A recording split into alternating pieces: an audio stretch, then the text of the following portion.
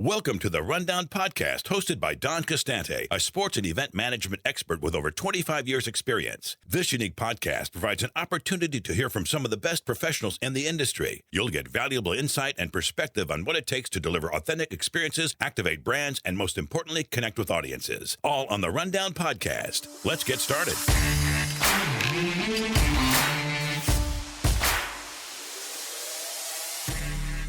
This episode marks the start of Season 2 for the Rundown Podcast. I started this podcast a year ago with the intent to help people. Whether you're in college or a seasoned professional, my goal has always been to deliver subject matter that's meaningful and beneficial to achieving success within the sports industry. With that in mind, I thought I would use my first episode of the season to focus on helping job seekers. Let's face it, the job process can be difficult, and in some cases, overwhelming, causing self-doubt and sleepless nights. If you're currently looking for an opportunity, today's discussion is going to provide you with valuable information that will set you up for success and illustrate the right way to approach the job search. My guest today is Brian Clapp. For over 25 years, Brian has worked in broadcast and digital media as a writer, editor, producer, news director, manager, content marketer, and strategist. Currently, Brian serves the role of Vice President of Content and Engaged Learning for workinsports.com. Brian is the host of the Work in Sports podcast, which features industry experts sharing their insights and career advice that helps job seekers better understand what skills are needed to thrive in the sports industry. In this episode, Brian and I talk candidly about the job search process. Listen as we discuss several job-seeking tactics that just might get you thinking differently as you tackle the sports industry's job market. During our conversation, we touch on important topics, including the first step everyone should take before starting the job search, the construction of a resume, how cover letters can impact you, the most effective strategy for building a professional network, differentiating yourself in an interview, whether an advanced degree gives you an advantage, resources to help you, and much more. I'm ready to get started. Let's meet Brian Clapp. Hi, Brian. Thanks for joining me on the Rundown today. Don, always a pleasure. Thanks for having me on. I believe the last time we spoke was in 2018, and I was a guest on your podcast. Yeah, it's funny. I do a lot of work to try to find interesting guests, and I go sometimes looking team by team. I go sometimes looking at different organizations and different places, just looking for interesting careers to focus on and interesting people to focus on. And I remember when you and I got connected and seeing what your job was and what your role was, and I was like, this will be a cool conversation. So it was great having you on then, and I'm thrilled to be back talking to you again now. Well, I can tell you, I'm excited today to have a conversation with you regarding job-seeking tactics that will hopefully help and inspire those who are currently looking for job opportunities. But before we get into the nitty-gritty, can you just take a moment and share your career path to becoming Vice President of Content and Engaged Learning for workinsports.com? It's funny, I never set out, and this is the thing that I try to tell people all the time, I never set out to be doing what I'm doing right now as far as focusing on helping other people get jobs in the sports industry. That's not how I started my career. I didn't have that as an end goal, but that's one of the most interesting parts I think about careers is that they're not always a straight line. You're going to find out new things about yourself as you go through your journey. You're going to figure out things that you like and you want to lean into them, and you're going to figure out things you don't like and you want to lean away from them. And I'm sure we'll talk a lot about that kind of stuff. But for me, basically, I started out college as a chemistry and biology double major because I thought I wanted to be a physical therapist, which is so crazy looking back at it now. But I was a pretty competitive soccer player and I blew out my knee and it looked like I wasn't going to be able to continue to the next level. So I had it in my head, well, a way for me to stay connected to the idea of sports was to go into physical therapy because I had to go through 6 or 8 months or maybe a year of physical therapy to rehab my knee. Yeah, it was a pretty bad one. And so I went through that process of thinking, well, where do I fit? What is my purpose? What do I do? And I thought, okay, I'm going to go into physical therapy because this has been kind of cool. And it's not just sitting behind a desk and I get to be around people. I still connected to sports. And then I started doing the whole college, biology, chemistry, double major, trying to get ready for that whole core curriculum that came in with going into physical therapy. And I was like, after my freshman year, I did fine. I mean, I had like a 3.4 GPA, something very above average, a little bit above average, whatever. And I thought, well, wait a second, I'm not really happy doing this. I don't love it. I'm not thrilled. And so I felt very lost my sophomore year of college. And I remember going back home over winter break and saying to my mom, I have no idea what I'm doing right now. I don't think this is it for me. And I'm 18 years old and 19 years old, and I don't really have anything figured out for myself. And my mom says, when you're not in school, all you think about and do is sports. You watch ESPN, you read stories, you read Sports Illustrated, you do all these things. She's like, you have to find something in there. And so that was when the light bulb kind of went on for me. And I ended up going back to school, changing my major, getting into television production. And I knew I was kind of behind the eight ball. So I just started really aggressively doing internships and trying to learn specific skills and research the industry. And then I got hired. I got hired out of college at CNN Sports Illustrated, which was a brand new 24-hour sports news network, which was set to compete with ESPN. And it was amazing. I mean, that was like getting my master's, because I showed up on the ground the first day and there was 20 other kids like me, young men and young women, who were starting out from ground level. And then there was 150 other of the most seasoned professionals in the industry, producers at the top of their industry, the top anchors and reporters. And I'm there with like Nick Charles and Fred Hickman and Vince Cellini and Bob Lorenz and Laura Oakman and Inga Hamm and all these incredible anchors and reporters. And I'm like, oh my gosh, this is amazing. And so we're doing this thing as a sports news network. I was there for 7 years. I was a production assistant, then I was an associate producer, then I was a producer, working my way up just like everybody else does. And then I kind of determined that I wanted to get into the management side a little bit more. I wanted to, get a little bit higher, because I could have been a producer at CNN probably forever, but the road ahead of me was pretty blocked. I mean, there was a lot of people there that were lifers, and I wasn't going to surpass them. So I got recruited out to Fox Sports Northwest to be the news director out there. Spent about 4 years there, and that was a really cool experience because, again, you go from being an individual contributor where you have to prepare for that day's show, and that's all you're really focused on.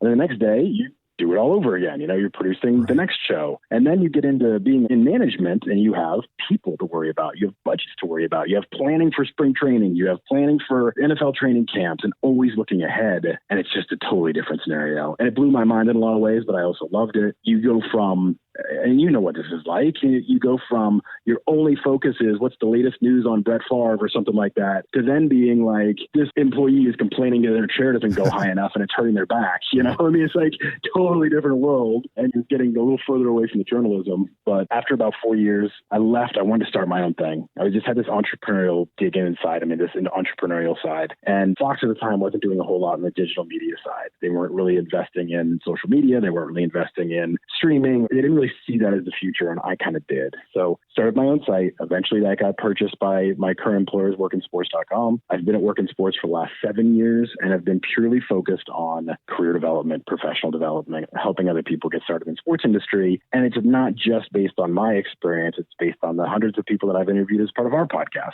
Right. People like you that are sharing advice. I still quote you all the time. One of my favorite things that you ever said was, your resume has to be the greatest document you've ever created. Right. You talked about that. You said that. And I've quoted that back in panels and sessions and speaker series across the country that I've been involved in. I'll parrot you back all the time because I think it's so important to get that hammered in. But that's where I kind of found my niche, is that I've liked helping other people in the industry find their way and getting those, unlocking some of those keys to getting hired.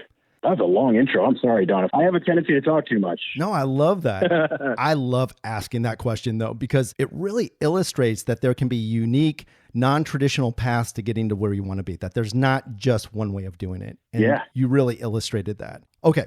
Now, as we begin our discussion on job seeking tactics, it's important for me to note that I'm not an expert on resumes, cover letters, or other career development tactics. My opinions are solely based on 26 years of experience in the sports industry, hiring numerous people to fulfill different positions within my department. So, Brian, that's why you're here. You're the expert on this subject matter. That makes you an expert, dude, just so you know. But go ahead. Let's jump in for sure. All right, let's do this. So when we talk about the beginning, what's the first step anybody should take, whether they're a recent graduate or otherwise, before starting their job search?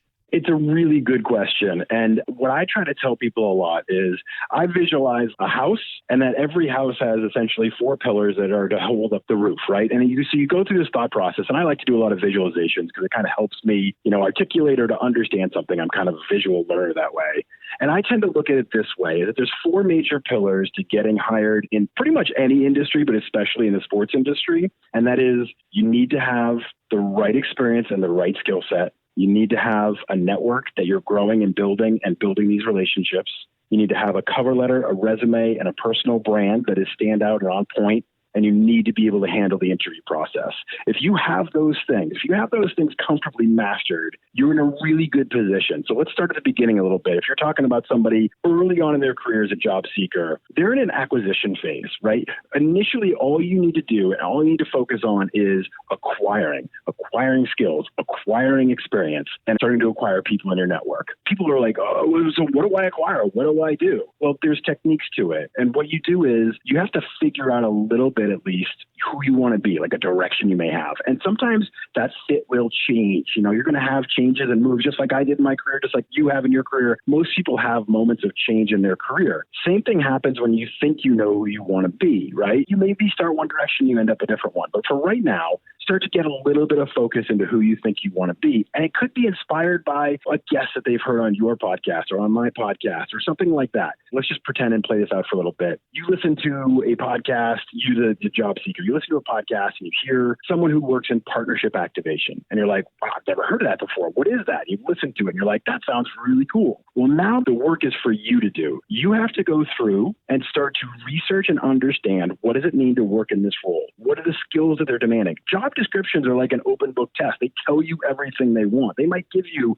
10 skills that they're looking for when they hire somebody in this role. Write them all down. Go look at 10 or 15 jobs, write down those skills, and then do a self-analysis and say, okay, I only have right now 6 of these skills. Well, now you're in the acquisition phase. So when you choose your college courses, when you choose your internships, when you choose your volunteer opportunities, or what you're going to watch on YouTube, make it targeting those skills that you want to get, so that you have the right experience and the right skill set to match up with what the industry needs and wants for this role. The information is out there. The question is, what are you going to do with it? Right. And if you go 6 months down that path of saying, hey, partnership activation sounds really interesting to me, and you go 6 months down that path and you're like, I don't know if this is it. Just get back out there and do more research. Listen to more podcasts like yours, like mine. Learn about what people are doing out there. Try out some things and try to acquire the skills that are in demand for those roles. At the same time, while you're doing internships and those other things, be thinking about relationships and building those, because that's what you're doing in the early phases of your job-seeking path is you're acquiring. You know, you're acquiring skills, experience, and relationships. That's what you got to focus on first. Now, you talk about finding what you want to do. What advice do you give to those who say they want to work in sports, but they haven't quite figured out what their niche or what their passion is going to be within the sports industry? It is such a common question. Every week I get 10, 15, and I'm sure you do too, 10, 15, 20 people on LinkedIn that will request to connect and say, oh, absolutely, I love sports. I know everything about sports. I know who the 1974 AL MVP was. I know this stat. I know that stat. I can calculate WAR. You know, like I can do all these things. I read box scores all the time. What should I do for my career? And I feel like it's such a personal decision that I can't really guide people in that too much. Like I can give ideas and tactics, but it's so hard. Like you probably get this all the time too. Like somebody saying, what should I do? It's like, well, that's a very personal decision, right? I mean, that's literally like what's at your core. And it's hard to see inside somebody and know what that is. Right. But what I try to tell people a lot of times is the best thing you can do is research. You know, the best thing you can do is listen to the information that's out there. Like while you're walking to class, pop in a podcast and listen and see what's out there. Do some research. Start looking at job descriptions, start looking at job titles, start looking at organizational structures. If you start to do the research and understand what opportunities are out there and expose yourself to these different things and do internships, a lot of things will start to come in a clearer picture for you. For me, it was very clear. I wanted to work in the sports media. I loved the visual medium. I loved highlights. I loved storytelling. I loved all those things. So once I got to that clarity moment, it was like lean into it 100%. Everybody's a little bit different. What I think people have to do, though, is that sports is not just a job.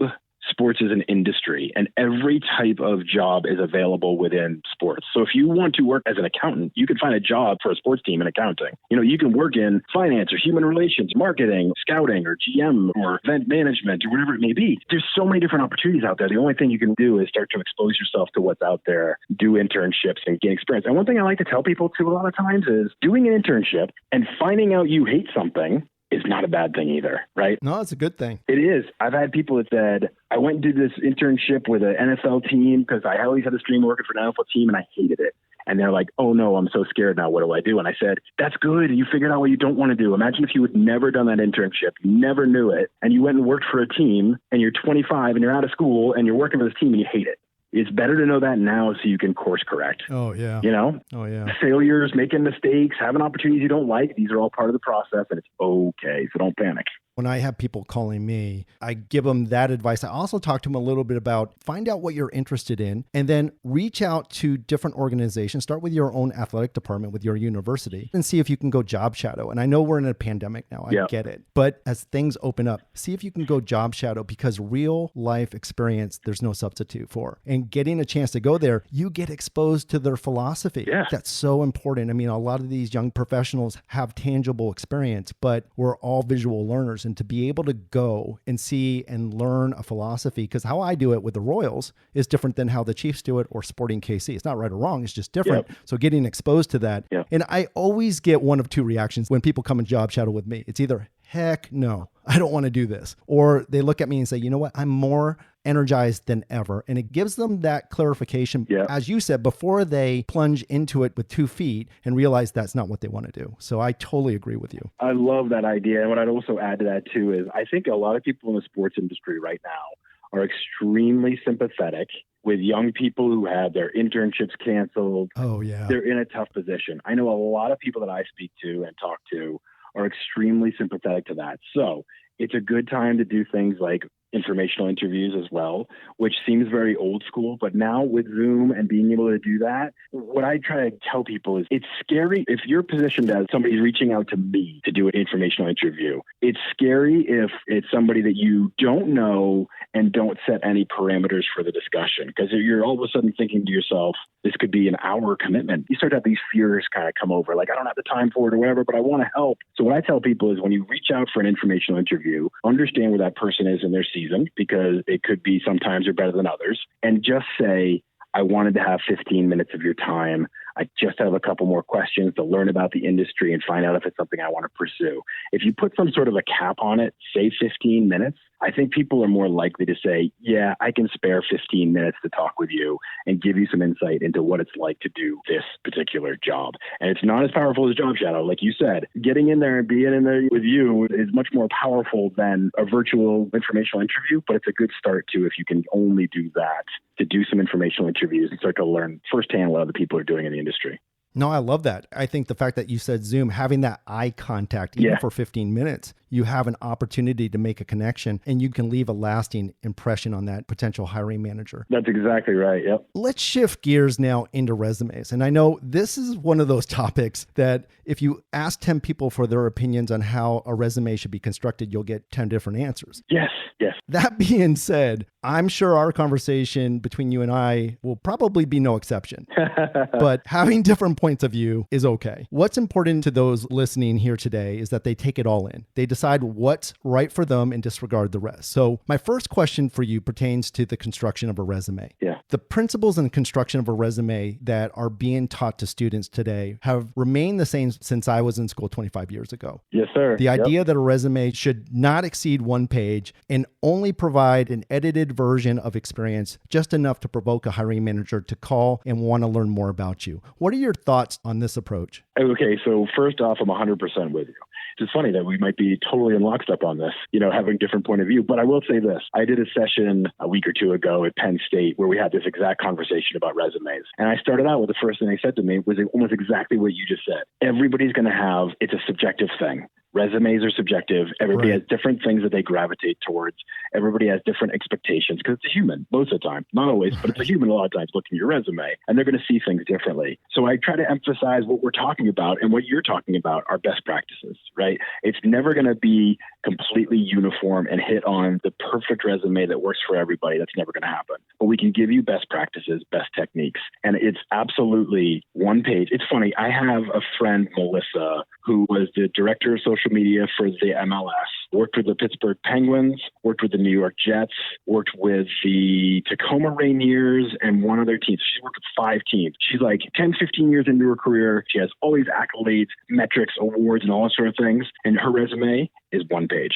And I use her resume to show other people. I use her resume to show in these sessions and say, if she can make her resume with 15 years experience working at 5 different professional sports teams in major roles, if she can make her resume 1 page, I do not want to hear from another 23-year-old person that's done 2 internships and say that they can't make it 1 page. You can.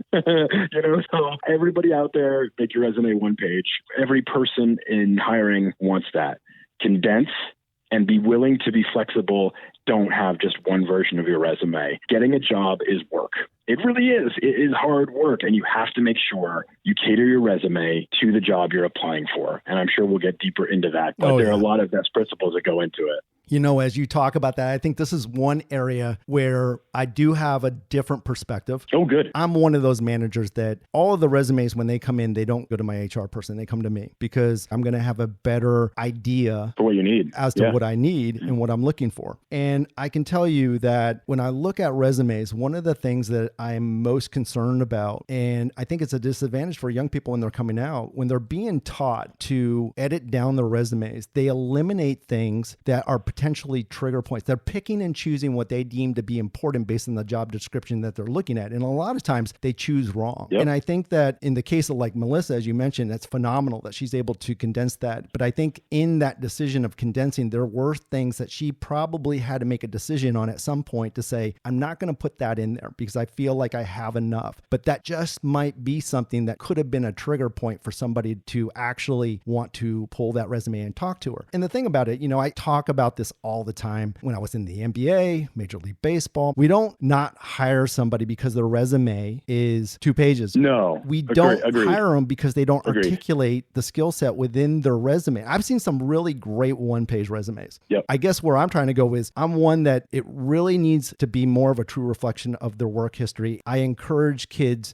if you've done the work, to make sure to give a true reflection of it and throw out the idea of length. It's not about length. It's about whatever your experience bears. And I'll give you an example. If I were to put a position out there now for an internship, and let's assume I have 1,000 college seniors applying for this position, if they all hold true to the construction of a resume and how they're being taught, that means I'm going to get 1,000 identical one-page resumes with a varying degree of experience.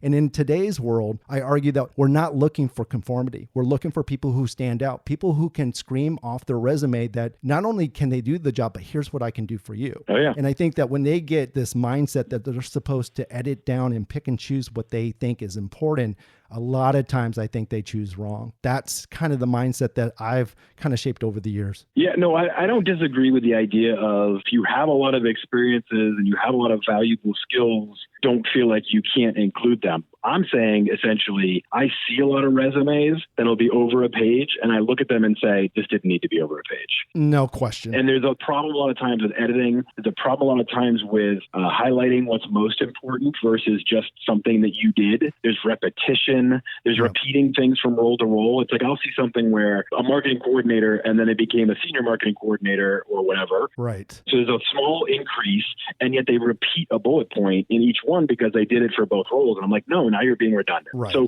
there's a lot of techniques in there that people are expanding the length of their resume as if feeling that is important. I will tell you though, and this is again where we differ a little bit, but I was going to say this, a lot of people, if you're applying for a job that requires graphic design or presentation, it's got to look the part. Right. And then on top of that, though, I tend to be, when I'm looking at resumes, I'm all about the substance. I'm all about the substance. I don't care one bit about the style. Absolutely. I don't care one bit about the style. I don't care one bit Forget about the formatting. I don't care about the formatting. Yep. I want to learn what this person knows, can do, how they're going to change our organization for the better. Exactly. And I can't get that from the fancy formatting. That does nothing for me. But if I was applying for a job like it was graphic design or if it was something in presentation, then yeah, you gotta show off your abilities a little bit. So I can understand that completely too. So, it just varies a lot.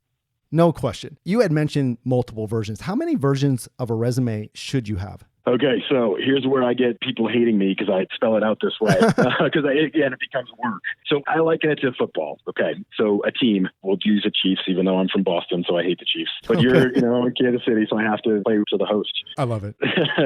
So, okay, they have a base defense, right? They have a base defense. They practice it all the time. They know exactly how to run this defense. They operate it constantly. They practice it every week. But then for every single opponent that they have, they make changes.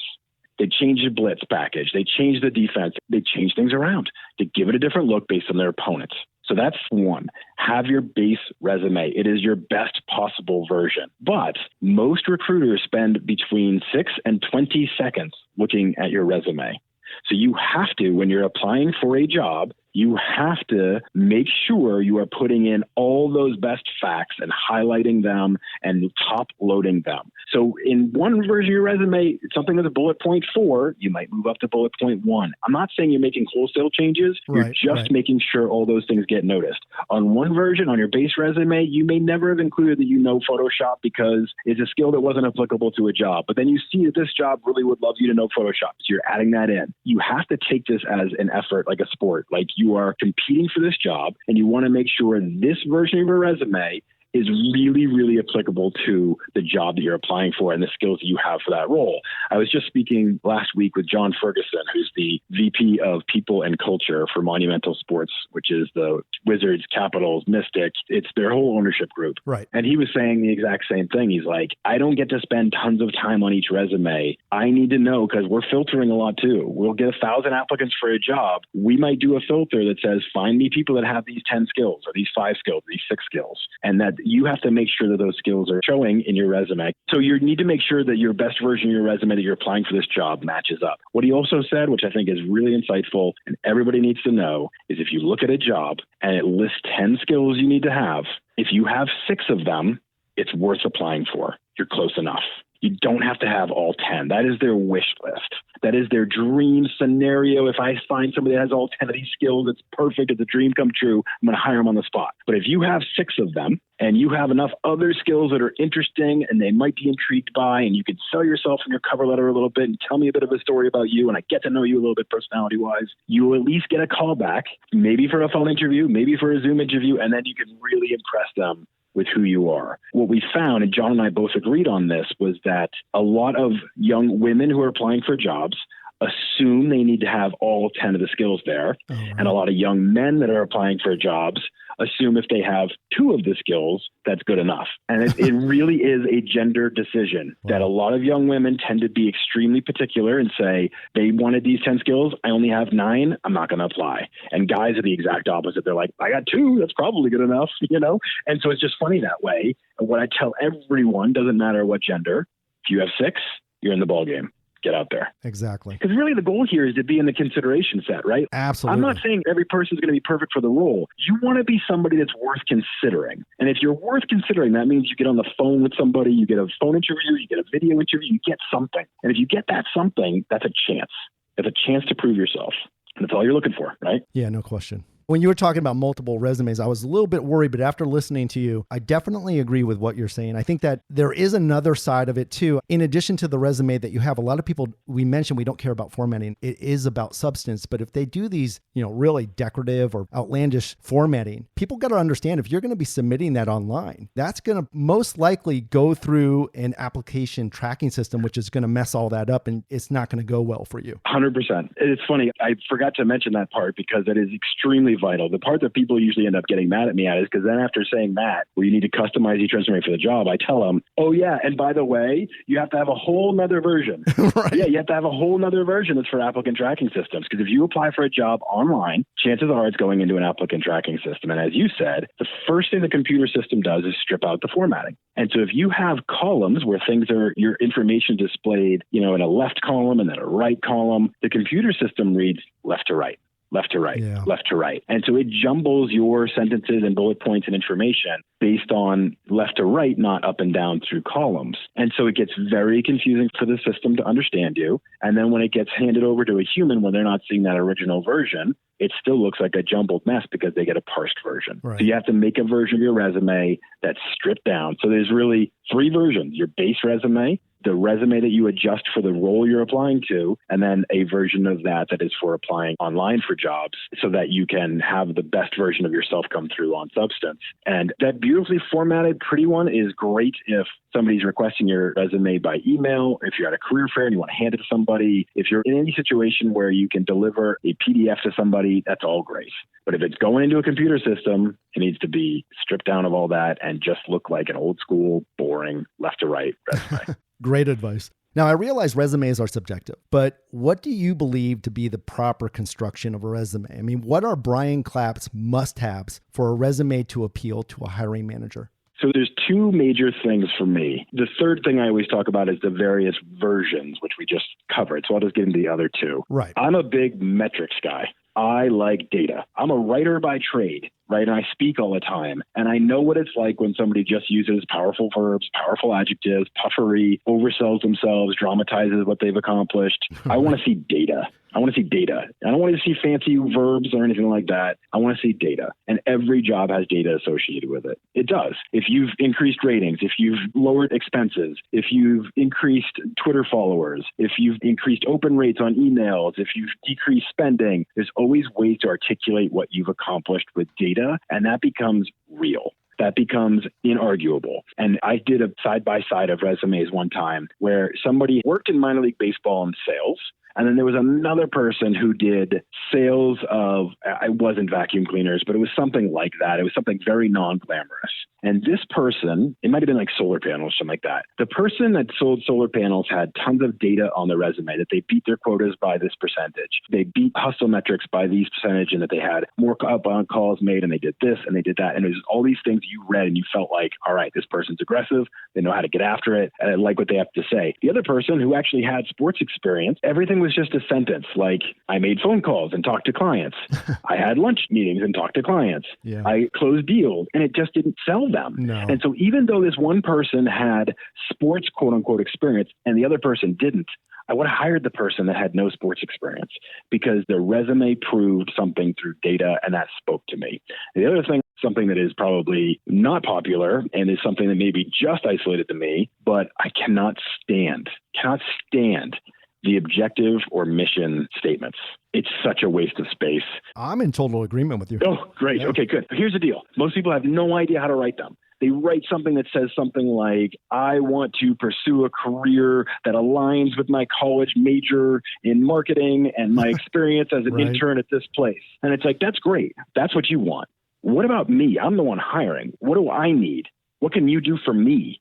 I'm not trying to sound callous, but that's what hiring is about. I'm hiring somebody that can change at our organization. You telling me that you want to have something that lines up with your major and a career that excites you and makes you happy each day doesn't make me want to hire you. That's great. I'm assuming that you want that because you applied for this job, right? You haven't added anything into the conversation. You haven't told me anything about yourself. You haven't started to tell me anything about your skills. I don't know anything about you. It was a total waste of space. I skip over them. If I see them, I don't even read them anymore because I'm afraid it's going to make me not like the person. I don't either. They got to understand experience is number one. Yes. I mean, Yes. that's what I'm looking for. As you Exactly. mentioned, it's all about substance. So that's the first thing at the top, not mission statement or objective. Right. Because like you, I Experience. just bypass that. I don't know if you do it this way, but okay, so I was the news director of Fox Sports Northwest. So we're the number 8 market in the nation. If I get resumes in, the first thing I'm doing is I'm scanning for where has this person worked. I'm not even looking at titles that much. I want to Exactly. see, Yep. have they had experience in a big market that they can handle our workflow? Evaluate that first and then go deeper. So if they had experience at ESPN or Big Ten Network or some other major network, they worked in New York City or wherever, I was like, okay, this person's ready for what we do. Well, now let's see what they've done.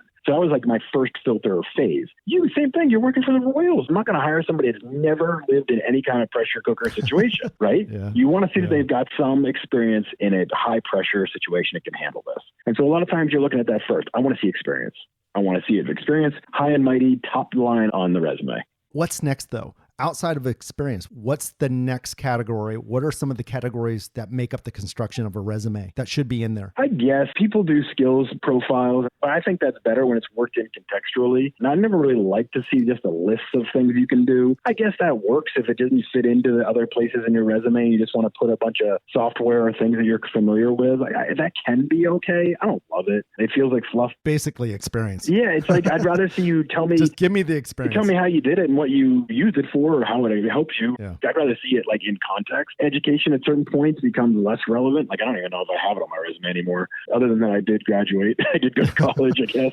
Other than that, though, it's not like I have my GPA or anything. And it's completely irrelevant after a while. For me, it's experience. And I'd even say for young people too, don't get too hung up on chronological. And this is somewhat controversial too, but I give this example sometimes. Let's say your junior year of college, in the summer before your junior year, you interned with the Indianapolis Colts. And then during the school year, because you needed to make some money, you worked at the mall or something like that, or you delivered pizzas. You don't have to put that you delivered the pizzas first on your resume. Put the Colts first, Yeah. right? It doesn't have to be in perfect order chronologically. A lot of us that are in hiring look at it and say, we know you're a college student. We're not looking for this to be perfectly contiguous, like you went from this to this to this to this to this. Later in your career, you'll have to. People will ask you if you have gaps in your resume. You want to be in chronological order. But when you first start out, highlight the best stuff you've done. I want to see that front and center best you can. And I'm less worried about the dates associated with everything. That's just me, though, maybe. I just don't want it to be buried. Like if your first impression is, I had this, I was recently hiring a position and somebody sent me their resume. And the first position was they did something, wasn't delivering pizzas, but it was something akin to that. It was something like they worked in their dad's law office. And then like the third thing on there was that they worked for an entire school year with the Tampa Bay Lightning in sales. And I'm like, that's more important. Right. If I had seen the first thing and thought this person isn't a match and moved on, I never even realized they worked at the Lightning.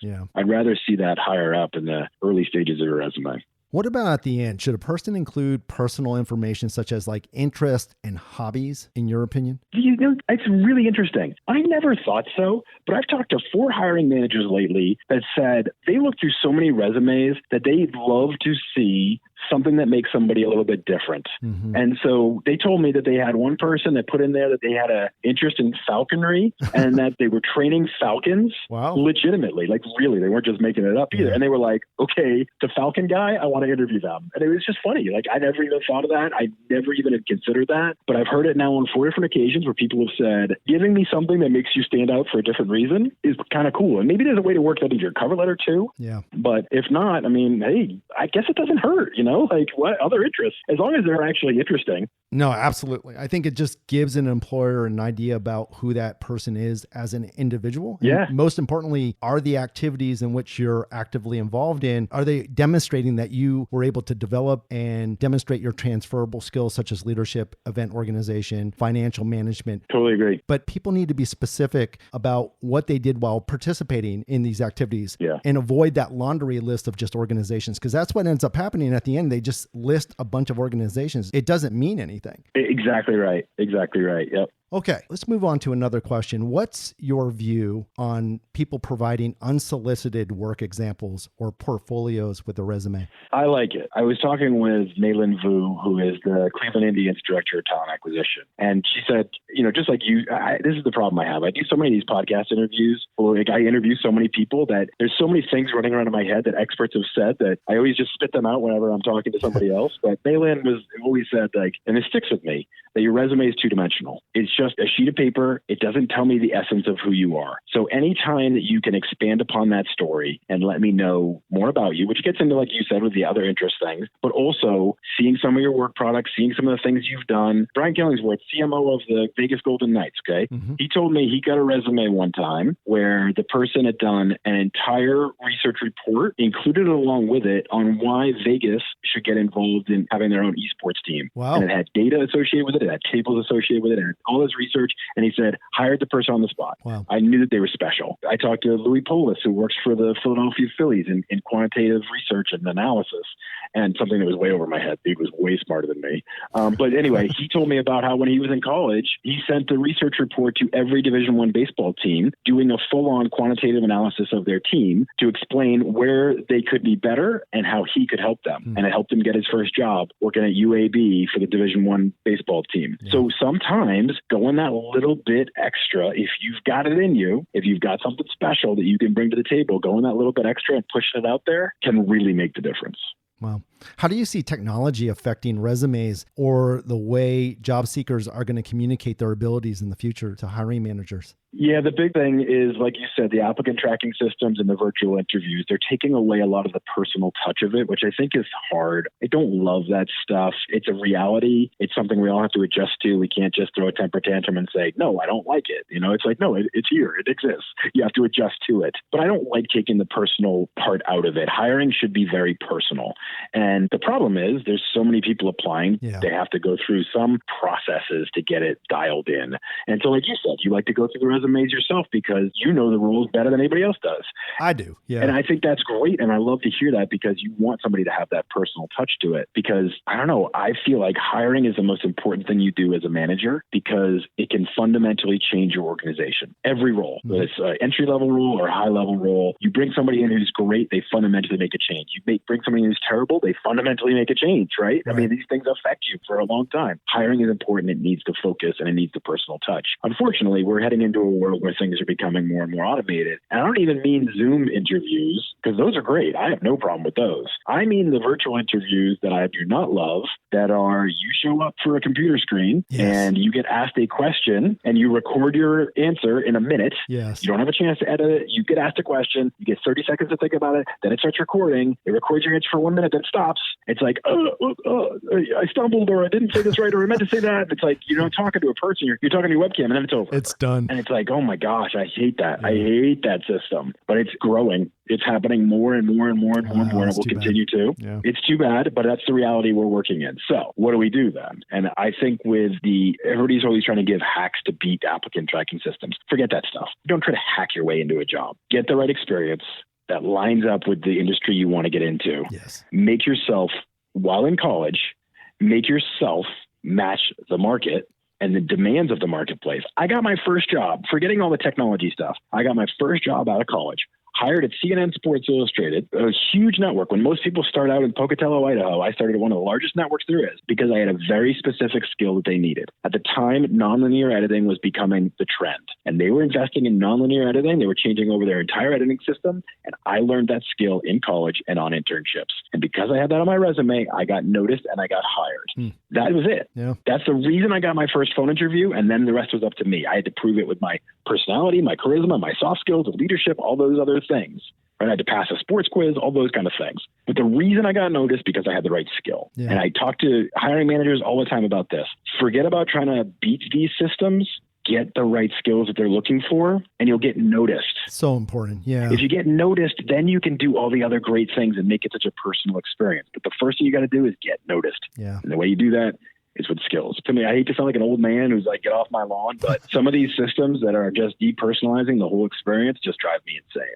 When you were mentioning that I like to look at my own applications, the reason being, this is a true story. 2 of the best hires I've ever had. One was an accounting major. Yeah. One was a journalist. Yep. If they had gone through HR, they had no practical experience whatsoever. Yeah. But what they did have is a skill set that was specific to what I was looking for that accomplished the goals and objectives of that job, meaning that the accountant was somebody who paid attention to detail. They dotted the I's and crossed the T's. The journalist was somebody who was a great storyteller, and both of those ended up being great hires. They both had passions for being in sports. They just took a different path in school, ended up not liking it in the corporate world, and then transitioned those skills into a position in the sports world. And like I said, the best, but that would have never been seen, I think, by most HR directors. So that's why I like to review these resumes on my own. I couldn't agree with you more. I love to hear you saying that. As far as technology, what's your thought on creating your own website and putting that portfolio out there and sharing that? Is that something people should be putting time into? Absolutely. Your personal brand, seriously, your personal brand isn't like your website, doing some things like that, having a portfolio online, all ties into your personal brand. But even more than that, literally your personal brand starts every time you come in contact with somebody in the industry. Yeah. Personal branding. Everybody always thinks personal branding is like, oh, my social media profiles and do I have a website and what does my LinkedIn look like? Those are all important. Absolutely. But really, my brand has started to be established on my first internship when I was around other people and I started to create a name for myself. Those interactions are part of your personal brand that are super powerful because, as you know, the sports world is really small, really small. Yeah. Like we know each other. Yeah. Like I guarantee, Don, you and I know people. Yep. Like, oh, you know him. I know him. Yeah, of course. You know, like it's a small world. And so my point in that is having a website, absolutely, and put it on your resume. Their resume used to be name and then like their full street address and phone numbers or like that. I would much rather have somebody say name, a LinkedIn profile link to their website and their phone number and their email, right? Yeah. You don't need your street address or anything like that. Right. Give me your email address. And I guess it matters for, relocation purposes or whatever, but we'll get there, right? Like just start out with your resume. Give me your name, give me your website, give me your LinkedIn profile, give me your email address, phone number. Those are the detailed points you need. And if they can go to your personal website and learn more about you, just make sure it looks good. Just make sure you keep up to date on it. Make sure it looks professional. It sells you in the right manner because it's just another way for them to get to know you. And I think those can be powerful tools to help continue that story. Like you said, so a lot of times it's about storytelling. Your resume is one part of your story. Yeah. What else can you tell me on your resume? What else can you tell me outside of your resume? We'll do it on your website. It's a great way to pivot people that way. Is there a specific strategy that you would recommend in terms of how job seekers should utilize their social media?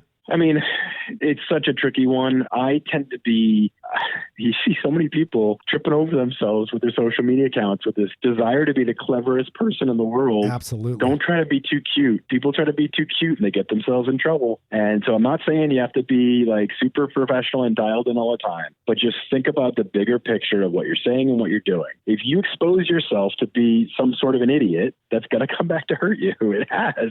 It has done it to thousands of people out there. Here's the thing. Here's a silent effect of social media. I get a resume and I'm looking at it before I start to decide whether I'm going to do a callback and do a phone interview. I go to their social media accounts. Yeah. And if I look through it and see things that are objectionable, I don't call them. So you don't know necessarily that it was your social media profile and your behavior out on the internet that got you out of a job consideration, but it did. Right? You might not even know it. You might not even realize that that's what's happening. But it could very well be because you're being judged on your public information out there. If you're putting out public things, you better believe recruiters and hiring managers are looking at them. And here's the other thing that people need to remember. Everybody has a boss. So if I'm hiring for a role, let's say I'm the news director still at Fox Sports Northwest, and I'm hiring somebody to be a producer. Eventually, as I go through the process, I have to bring that person in front of my boss. I have to say, this is the person that I've determined is right for this role. And that last person, my boss, is going to sign off on them and at least have somewhat of a checkpoint on it and have their opinion on it. I'm not going to bring someone to them that's going to make me look stupid, right? I need to feel like this person is responsible, has proper behavior, can handle themselves in the room, all those kind of things, or else you're going to make me look bad. I don't want to look bad. Yes. Right?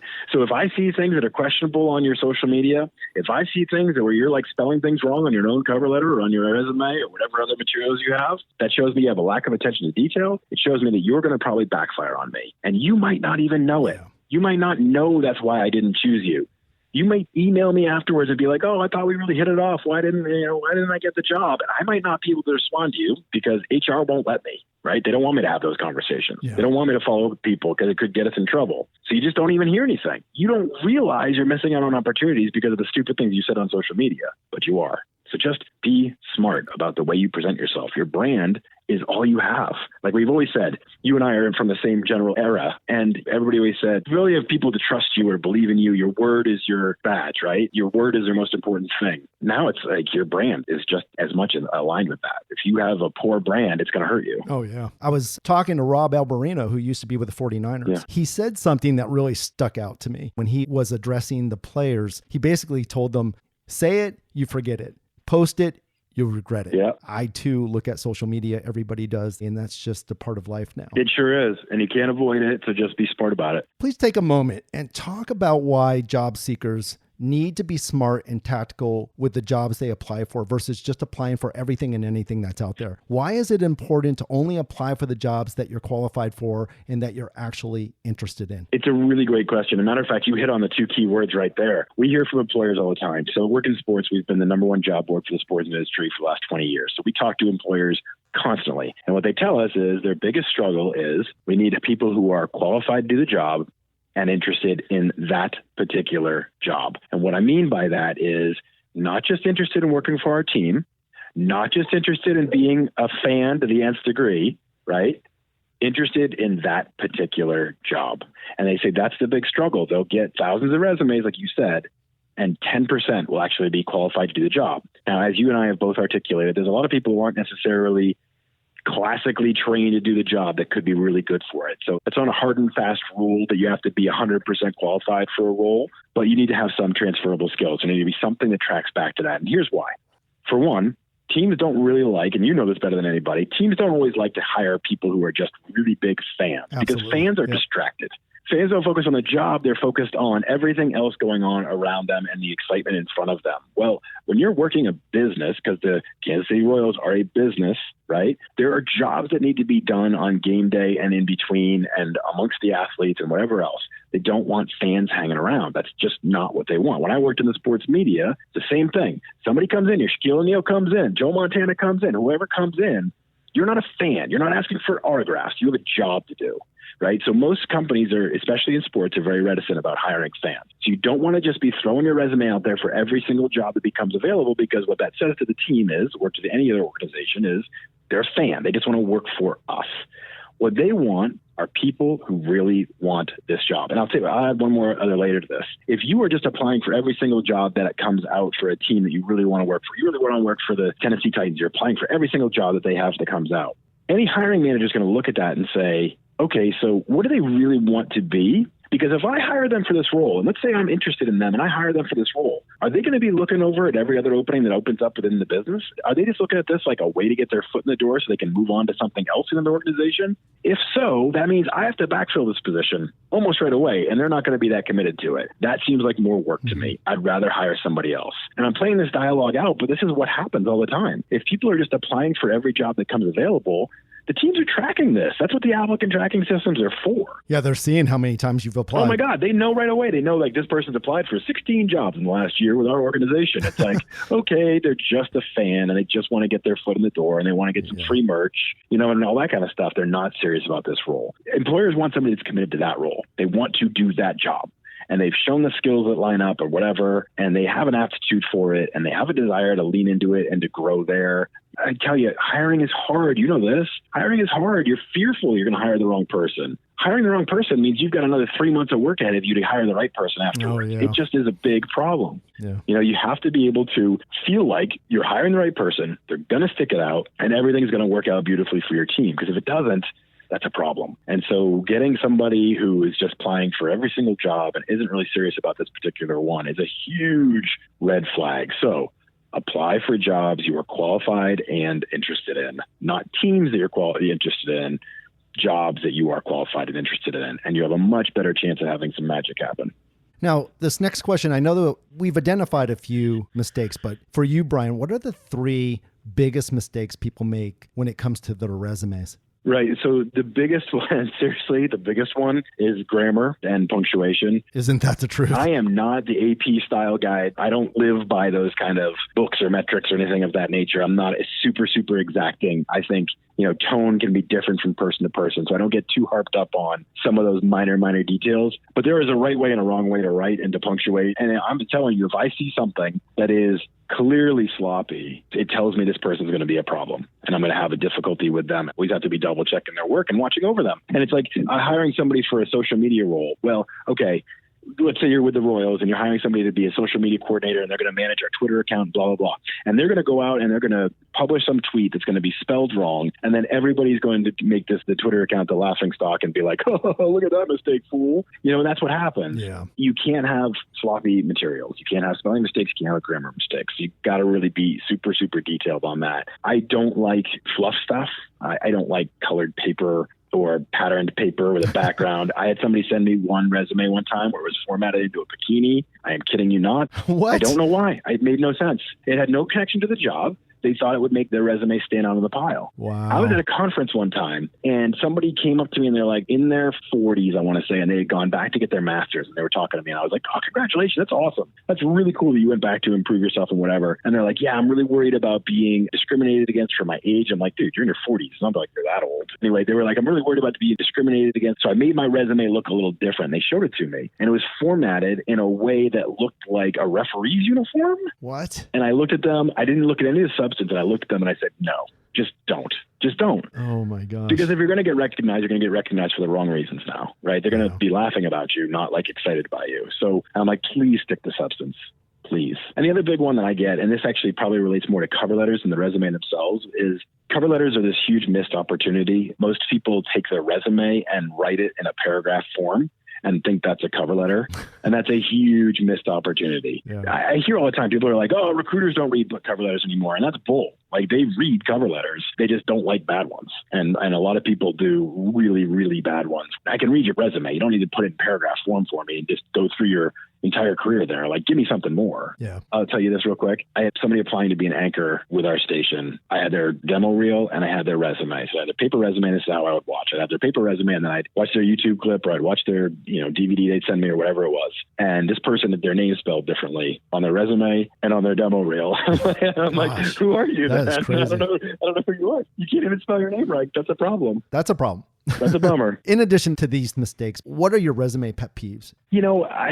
A lot of it is just being overly hammered on applying to jobs you're not qualified for. Like, that kind of always bothered me. Like, somebody applying to be a reporter or an anchor, and they've never done that work before, or they're applying to be in sales and they've never sold anything. That really drives me crazy. It's like, you have a skill set, I'm sure. This isn't it. So why are you applying for this job and wasting my time? So that's a big one. Yeah. Other than that, sometimes formatting things bother me, where it's like hard to read and to translate and to really understand. It's just, some people get so wacky with the formatting or the colors or the whatever, the fonts. I've seen some where they use like the Comic Sans kind of fonts and things. I'm like, nope, no, thank you. I don't even get into the substance of it. Like, I bypass, and it's terrible. I probably shouldn't, but certain things that are immediate red flags where you're like, no, this can't be taken seriously. When you're talking about the 3 biggest mistakes and some of the pet peeves, the reality is when I receive, let's just say 1,000 applications, I can eliminate, without exaggeration, 800 of those because they look like crap. Yeah. So the reality check for all you that are listening, again, it does have to be the best single representation of yourself. Yeah. And make sure you're looking at it and you're putting a resume together with the idea that you're the CEO of your brand, as Brian mentioned. Yeah. It's your brand. And so do what you need to do to best sell yourself and represent yourself. And so as you were mentioning grammar and fluff and the pet peeves, it just immediately triggered to me how many people I eliminate just by looking at the resume. It's funny, too, how some people get into, this was always an old standing joke a long time ago, that somebody would work at a gas station and they'd label themselves as a petroleum transport engineer. So you start to see through some of the fluff. Try to be straight. Nobody's going to fall for that stuff. Exactly. Just try to be honest and straightforward. You're not fooling anybody. You're just kind of looking foolish. Now, you mentioned cover letters a moment ago. Yeah. Over the last couple of months, I've had the pleasure of speaking at several universities about sports management, as well as providing some career advice. One question I was often asked was, how important are cover letters? And do hiring managers really utilize them as a screening method to determine who to interview? Well, you illustrated the answer to that question beautifully in a recent episode on your podcast. Oh, thank you. During the episode, you referenced a research study that was done by Resume Go that surveyed 236 hiring professionals. And I found that information interesting. Can you share some of the highlights from that research? Yeah, for sure. It was fascinating for me, too, because I can sometimes be a bit of a data dork. What I would say for overarchingly, too, is that if somebody looks at your resume and they're intrigued, they'll go to your cover letter next. And they'll read to learn more about you. That's how I do it. That's how I did it. That's the process. So that your cover letter might not be read every single time because you didn't kind of pass the resume sniff test, right? They're only going to go that next step if there's something there that they're intrigued by and they want to learn more. So get them with your resume, finish the deal with the cover letter. But what was really fascinating, because I asked this question a lot too, it's like, do people still read the cover letter? If we're going into this very digital world and everybody's doing filters and applicant tracking systems and virtual interviews and all these other things, are people still going through the process of reading cover letters? So I found the research study and I thought it was fascinating. I think it was 84 or 87%. I can't remember. 87. 87. Yeah, 87%. It was a high number. I knew that. Of the recruiters said that they do read the cover letter. But the really interesting part, the part that really hit home for me was that most of them are reading between 0 to 20 seconds or 20 seconds to 1 minute. Nobody's reading longer than a minute. Like, it was very low percentage of people. 84%, which was amazing. Yeah, 84% of people are reading for less than a minute. Yep. So what does that tell you? You got to hook them right away. Your first sentence has to be something that interests them, has to be something that's storytelling, has to be something that is letting them see more insight into you. Because remember, your resume is talking about your skill sets, your hard skills. What can you do? How are you going to be impactful at this organization? Your cover letter is an opportunity to sell your soft skills. Your cover letter is an opportunity to tell me a story about a time that you demonstrated leadership, or you proved your work ethic, or you showed passion or enthusiasm or whatever, right? That's where your charisma can start to come through, is on the cover letter. Mm-hmm. So you have to hook them early, make them interested in something you have to say, and then carry them through. Now, for me, almost every role I've ever hired in my entire career has been somewhat related to storytelling. So I live by the cover letter. I want to see if this person can craft a story, right? I want to know if this person can sell themselves and craft and really just be able to tell me something that's interesting. And so often that's just not the case. I get like the regurgitated, and then I did this, and then I did that, and then I did this. And I'm like, rip it off, throw it away. Like it's pointless. Yeah. But a well-done cover letter, I think, can really, really sell somebody. No question. My perspective on the cover letter when I'm talking to people, as I tell them to develop your resume and give a true reflection of your work history, the one document, in my opinion, that you customize definitely is that cover letter specific to the job that you're going after. But as I'm looking through, and we've used the example of 1,000 applications, that's a lot of cover letters. Yeah. And so some people, as you mentioned, Brian, write a book. Yeah. So it's tough to be excited to sit there and read 1,000 pages of what they did and where they're going and how they feel. For me, I always talk to people as they're developing or looking to develop their cover letters. Listen, it is a story. Yep. There's a beginning, a middle, and an end. Capture them right away in that opening sentence. Yep. And then the middle is really saying, hey, listen, I meet and exceed all or most of the qualifications. Here are a few examples. And what I tell people to do is put 4 or 5 accomplishments, bullet those accomplishments that are specific to what they're looking for. So that if I am going to just peruse and not read your entire cover letter, where do people's eyes gravitate towards? Typically bullets. So I will go right to those bullets. And if I'm seeing key accomplishments that are in line with the qualifications or the job duties or what I'm looking for, it's going to force me, if I haven't already started with your resume, it's going to make me want to go to your resume. And then of course, the last paragraph is the close. So that's kind of the construction of how I see it. I had an earlier version of my cover letter where I told a story. And again, it's an edited story. It's condensed. It's like 4 paragraphs. You're not doing a lot here. You're not writing a novel. Yes. But I basically told the story of, I was the lead editor for our NFL Sunday morning show on CNN. And it would take me 2 days to edit that show. On a normal week, that would take me 2 days worth of full-on 8-hour shift to edit all the components for that show. And it was a high-profile role among the level that I was at to be the lead editor for this show. It was our most popular show. And millions of people watched it. And so I would spend all this time. And then it was Saturday night, right before the show, this following Sunday morning, Saturday night, and everything crashed. We were using a digital system. The whole system crashed, blue screen of death, everything's gone, right? Wow. And so my boss came and she looked at me and she said, well, you know what to do, right? And I said, yep.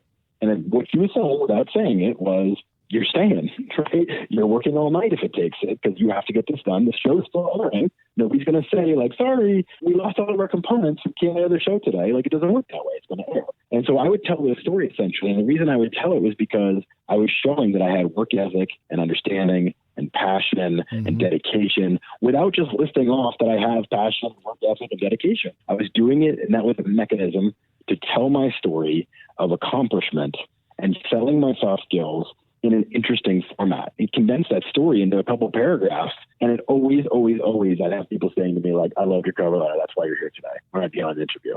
Because you're connected. You're trying to connect with them outside of your resume and let them know a little bit about you. People hire people. So you're letting them see a little bit of vision into who you are in your cover letter. Absolutely. It starts to unveil who you are, not just your resume. Your resume is super important. That's how you get your skills out there. But they're going to hire you based on who you are and how you fit. And you want to start to give that story to them in the cover letter. But you're a good writer. And that's the key there. You have to make sure that you write well to be able to tell that story. Yeah, decent writer. I don't know how good I am. I work hard at it. So now we've established that cover letters do indeed play a big role in determining whether or not an applicant will go on to the next step in the job seeking process. What is and we talked a little bit about this, but maybe in a nutshell, what's your overall philosophy pertaining to a cover letter? Generally speaking, keep it to a page, hook me early, give me some details that are interesting about you, expand your story, start to give me an insight into who you are. Again, when you go on an interview, what are they trying to determine? They know you have somewhat of the skill set to do the job at that point, or else they wouldn't be calling you for an interview. They know you fit their base requirements. What they want to know is, do you fit? How are you going to work amongst this staff? Do you have charisma? Do you have the personality? Are you just going to have all those extra soft skills? That's what they're looking to find out about you in this part of the process. So your cover letter is your first instance to let them start to know and see you, not just as a piece of paper. Let them start to see you, your brand, how you represent yourself, how you can sell yourself, what you stand for. All those components come through in 4 or 5 paragraphs. And it doesn't always have to be long either. I say 4 or 5 paragraphs, but it doesn't have to be. I had one cover letter, a friend told me about this. I did not actually get this one, but a friend told me that they received a cover letter one time, and it was for a sales job. And the cover letter essentially said, For the last 3 years, I've been selling electronics equipment in Amish country in Pennsylvania. If I was able to do that successfully, I can absolutely sell your product. And that was it. And he sent it to me. I thought it was genius. It was like, this guy's got some personality. They're a little bit funny about it. They clearly have some confidence. I'm interested. So sometimes it's having your story told in a unique way. Just do something that hooks somebody and makes them interested. That's what you're going for with the cover letter. Interest. What are the biggest mistakes people are making with their cover letters? It's the paragraph form. It's taking the resumes and putting it in paragraph form. I'd say 85 to 90% of the resumes and cover letters that I see or other hiring managers that I've talked to will say the exact same thing. They take their resume and regurgitate it as a cover letter. They take their resume and put it in paragraph form. And then I did this, and then I did that. You get a sentence into it, and you're like, okay, I'm done.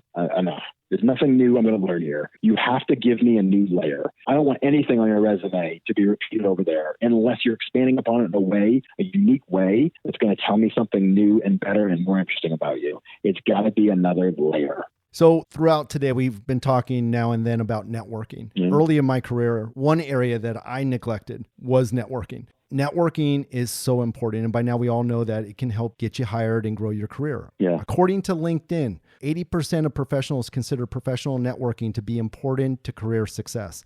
61% of professionals agree that regular online interaction with their professional network can lead the way into possible job opportunities. Yep. So, Brian, what is the most effective strategy somebody can implement to build their network? It's a big question, and so we'll break this down a little bit. First thing I want to tell everybody is that networking is about relationship building. It is not accumulating connections. It is not just clicking connect and thinking you've completed the task. Oh, that's so I have true. 9,000 or 10,000 people that are connected to me on LinkedIn. Because generally speaking, if somebody asks to connect with me, and I look at them and they have something connected to sport, they're a sports management major, or they've worked in the sports industry in some form or fashion, I'll accept the connection. But I laugh to myself because there's probably 100 of those people, other than people that I've worked directly with, there's probably 100 of those people that have actually worked at building a relationship or somewhat of a connection with me. That means there's like 8,500 people that just click the button and think that they've done the job. And so what I'm trying to tell everybody is networking is not just add water. You can't just click it and make a connection and think, I've done my job. I connected with 5 people today. Unless you're building a relationship with those people, it doesn't matter. It does nothing for you. Yeah. If one of these random people that connected with me 5 years ago reaches out tomorrow and says, hey, I'm applying for this job and you know this person, could you connect me with them? I'd be like, no, I don't even know who the heck you are. But then on the flip side, Gregory Goodman, I'll mention it by name because I know he doesn't mind it at all, is a person who lives in Roanoke, Virginia. I don't live in Roanoke, Virginia. He and I have never worked together. Over the last year, he has built a relationship with me. He's commented on things. We've had conversations. He's asked good questions. When it came time that there was a job offering coming around, and he came to me and he said, listen, I'm not expecting a referral, but is there any chance you could just send my materials to your connection who you know where I'm applying? And it was like, well, yeah, I can do that. I know this person. I've listened to them. I've talked to them. I have somewhat of a relationship with them. I'm not going to refer them and say, hey, you have to hire this person. Mm-hmm. But I can at least say to my friend, hey, this is a guy I've gotten to know who seems really good. You should take a look at his resume. And so I did that for him. So that's the difference in putting the work into networking and building a relationship and starting to have a dialogue with somebody versus just clicking a button and thinking that your connection actually means something. Just connecting to somebody on LinkedIn means nothing, right? You have to start to do something and take some activity level. And people are always like, well, I don't know what to do. Well, it's pretty simple, really. There's a lot of things you can do. But for one, when somebody posts something and shares something, like Don, if you posted an article from Sports Business Journal, clearly you're posting that because it's something that interests you. If I was trying to connect with you, I would read the article and maybe ask you a follow-up question, right? And say, hey, you know what? I read the article you shared. That was really interesting. What do you think about when they talked about this factor of game presentation? Blah, blah, blah. Ask some sort of an open-ended question. Have a dialogue. Start to probe. And what that does is the person on the other side starts to realize, okay, here's somebody that's taking the effort to read what I'm sharing. They're having intelligent thoughts about it. They're asking intelligent questions and starting a dialogue with me. That's interesting. I want to know this person. I'm okay with this person asking these questions. And so start to provide value in that way. Georg Inyard was a guest on our show. He's a senior player manager in the NFLPA. And I'm not even working the system like I really should, but every time I see something interesting happening with the NFLPA, I'll send it over to him and I'll be like, whoa, I just saw this breaking news. That's pretty crazy. How is this affecting things for you? And he and I always start some sort of a dialogue. So we've built a relationship. It's effort. It's effort. Get in their world. Be in their shoes. It's not just clicking like either. You click like, okay, so I post something and 82 people like it. Do you think I'm really going through and looking at every person that liked it and taking a thought about them? No, I'm seeing the number. 82 people like that. Okay, that means it was popular. Great. I don't know who did it. I'm not doing that extra level of research. That didn't really matter for you that much. It doesn't hurt to do it, but you got to do more. Sharing their post, I always notice that. Commenting on the post, asking a good question, proving you read it, I always notice that. One of the other big pet peeves I had with the way people try to network is they'll connect with me, and then they'll send a message to me with 10 paragraphs about their life story. Oh, boy. Let's warm things up a little bit before you start dropping your whole life story on me. Yeah. Maybe start out with hello. Maybe start out with like a very simple thing, like before we get into the whole, here's my entire life story. What do you think I should do next? It's like, oh my gosh, that's too much work. Make it easy. Make it repeatable, start to build over time. It's not going to happen fast. It takes a bit of time. But I've told this story 1,000 times. I know people, I had somebody come to me one time and say, I really want to work in operations for an NBA team. And I said, great, go out and start reaching out to every single operations coordinator in the G League and start to build connections there. Yeah. And then maybe they'll know somebody else and you can start to work it that way. But it might take 6 months or it might take a year. Don't expect this to work in the next month. And I told them, I gave them an entire process, and they just started working that process and doing that and connecting and having conversations. And the next thing you know, they're graduating and they have all these connections that are deeply connected to the exact role that they want in the industry they want.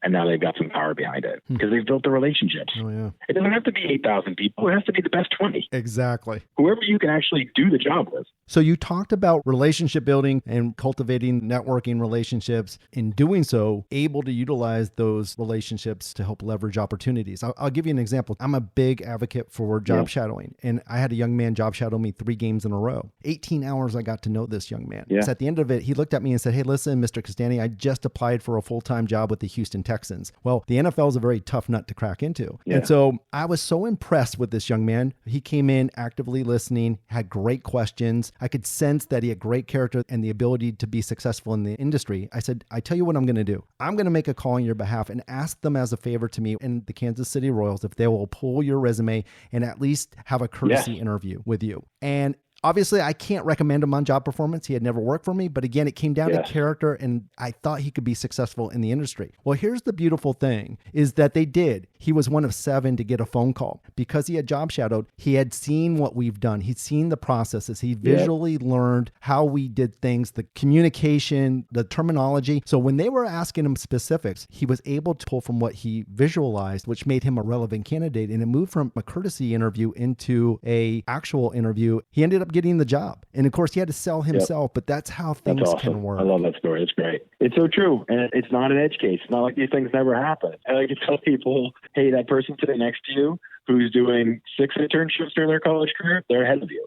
And that person that did the job shadows, they're ahead of you. That person that did the informational interviews, the person that did this, the person that did that, they're ahead of you. And if you have any sake of competitiveness, if you have any sense of that, then you got to go after it like they are, or else you're going to be falling behind every day. Absolutely. Let's take a moment and talk about the actual interview itself. What can somebody do to differentiate themselves from other candidates during the interview process? It's so much about frame of mind. So 2 things in that. You have to set yourself up in the beginning, the whole pregame process, and then during the game is the interview, and then afterwards, right? There's all 3 phases. There's all the chauffeur programming that goes along with the actual interview itself. But overarchingly, I want people to go in with the mind frame of understanding that the person that's interviewing you is not your enemy. They want you to be awesome.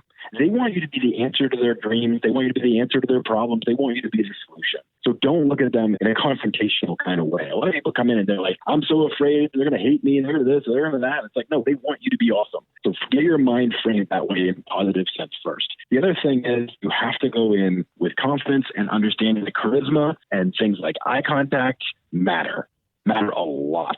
All those intangible things at this point of the game, it's not just about what you can do. It's about who you are and how you fit in and the cultural aspect of it all. But let's get into the pregame a little bit. Pregame is all about research, right? It's about research and understanding the roles. Now, you got to understand yourself. You got to research yourself because nobody else is going to be answering these questions for you. You have to. So go back through your notes of your experience, go back through all of the things that you've done, really make sure you understand them and those things that apply to this job. Because nobody's going to come in and be like, oh, remember the time that you did this?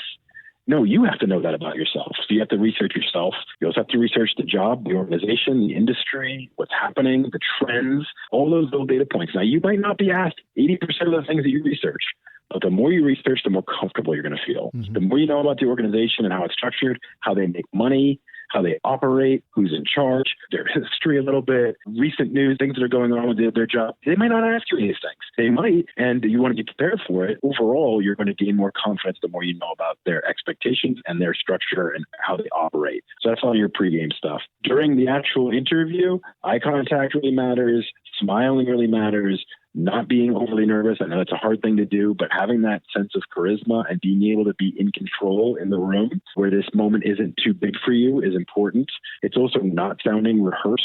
I know this is hard for a lot of people, but when I have somebody come in and they're in the interview and they're talking to me like they read answers on a book that they read or an ebook or some sort of a downloaded sheet, I say, stop. Yeah. Talk to me as you would talk. Talk to me as you talk to your friend. Talk to me as you talk to a professor. Be authentic. Be authentic.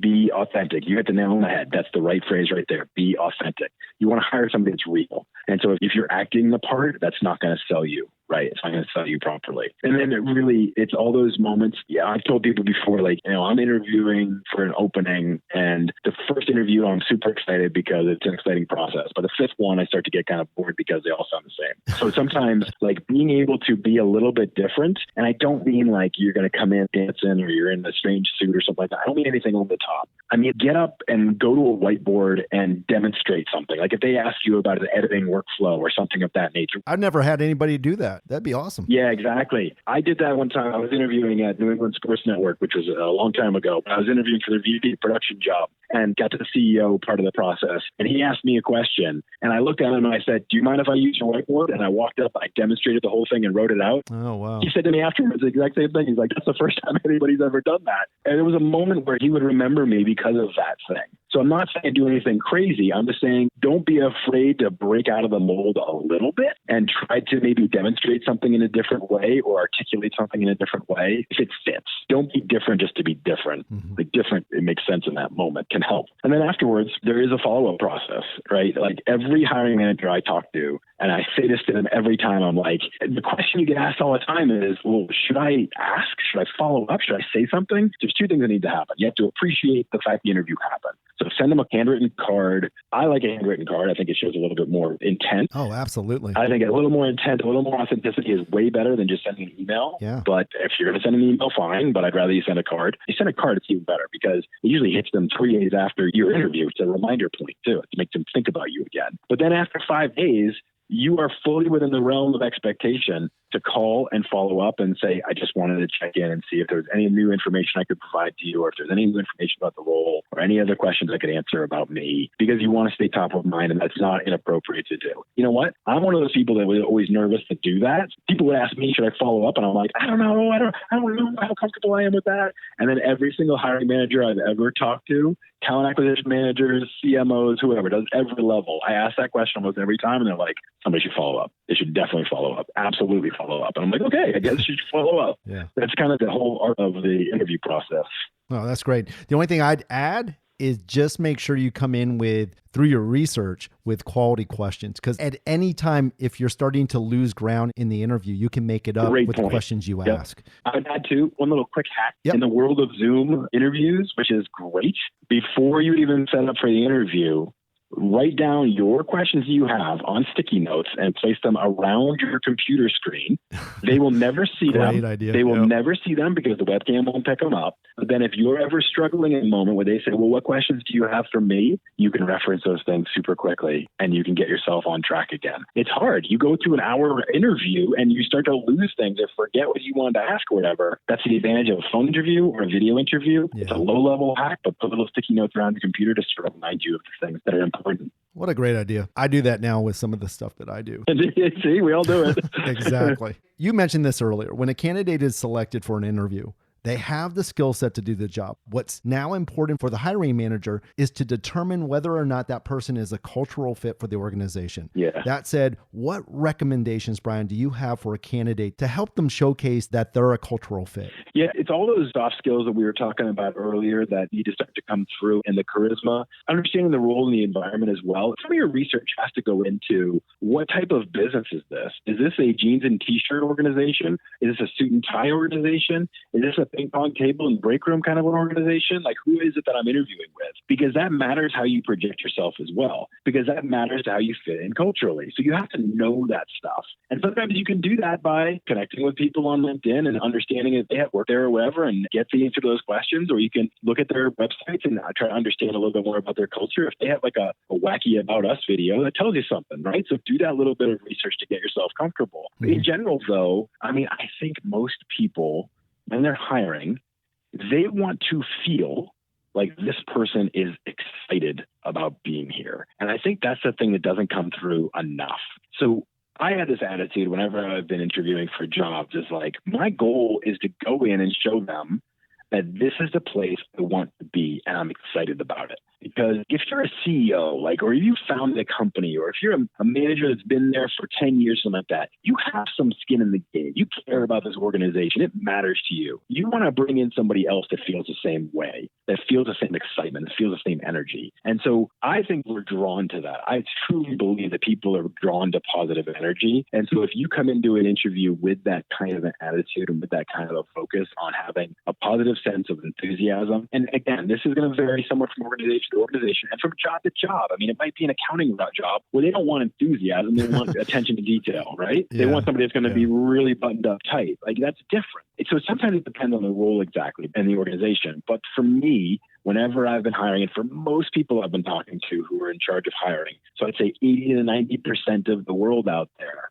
they want to see somebody that's excited and really enthusiastic about this opportunity. And too often somebody comes into the room and they're kind of bland and nervous and affected by the moment and can't really get that personality out there. Yeah. I think personality really sells in an interview process, and authenticity, like you were saying earlier, authenticity, enthusiasm, energy, some excitement. I don't mean bounce off the wall being silly, but you can convey enthusiasm and excitement by smiling and in the tone of your voice. And you hear me through this entire interview. When I talk about this stuff, I start talking faster. I get a little bit excited, this stuff matters. And so that's the kind of attitude you want to start to convey too, that you're really into this moment and this opportunity. And I think that's where a lot of people get lost in this whole idea that they have to be super buttoned up tight and very extremely professional and say the exact right thing. And I don't know. I don't think that's always the greatest sales technique for themselves. So we talked about how to get started. We talked about resumes. We talked about cover letters and networking. I want to talk just a little bit about what resources or self-development people can do to improve themselves. So my first question for you is, what is your viewpoint on getting an advanced degree prior to entering the workforce? What advantages does that advanced degree provide a candidate? It really depends on the roles that they're interested in. The problem I see a lot of times is that people will decide to go for their master's almost as a delay tactic. They're not sure exactly what they want to do, so I'll go get my master's and I'll figure it out. And that's a really expensive way to figure something out, especially if it doesn't really, in a material way, affect your job prospects in a positive way. There are a lot of jobs in the sports industry that a master's doesn't really matter. It's not rarely what is in demand. I never have had a job in the industry where a master's would have improved my opportunities. But a lot of jobs in college athletics, most every single one, jobs in college athletics require a master's. So if you want to work in college athletics, you better have that as your frame of mind to get your master's and get an advanced degree. That's part of the process. And it makes sense because the universities themselves actually want to prove and show that it matters to have a master's. It's like validating your own existence. Right. A lot of jobs in the industry, I did this study, it was probably a year ago now. I'm not going to have the exact details, but we had 25,000 jobs on our job board at the time. And basically, I did a little bit of a filtering study over the previous 10 years of saying how many jobs had the term master's required or master's preferred in them. And the number was really low. It was something like, and I'm going to get this wrong, but it was something like 14% said master's preferred and 7% said master's required. Wow. So you have to ask yourself the question of, does this help me? And if it doesn't, don't do it, because it's expensive. Yeah. Now, I would tell people a lot of times too that there are a lot of really, really good programs out there, because I've done a lot of work with a lot of really good programs, and I'm not trying to say they're not worth it. They are. They're great programs. You can learn a lot. A lot of the programs that are housed at the business school are the ones that I tend to prefer, because I think that they have a deep focus on how the business of sports works. And I think that's really important, how revenue's generated, how deals work, et cetera. I think that's super important. So if you're going to do it, don't just do it for the sake of doing it. Make sure it tracks to who you want to end up being in your career and life, and make sure that you get on with one of these programs that has a really good focus. I tell people, look at the curriculum. They post them online. Look at the courses that are offered. Do they interest you? Does it get you excited? Like, if you read these things, does it say like, whoa, that sounds like a really fun class? Because for me right now, sometimes when I go back and look at these curriculums in some of the schools, I read through and I'm like, that sounds kind of cool. That sounds kind of neat. Like, so if you don't get that vibe, then don't do it. Like, you have to make sure that it really does line up with your excitement level and pushes you further in a direction you want to be.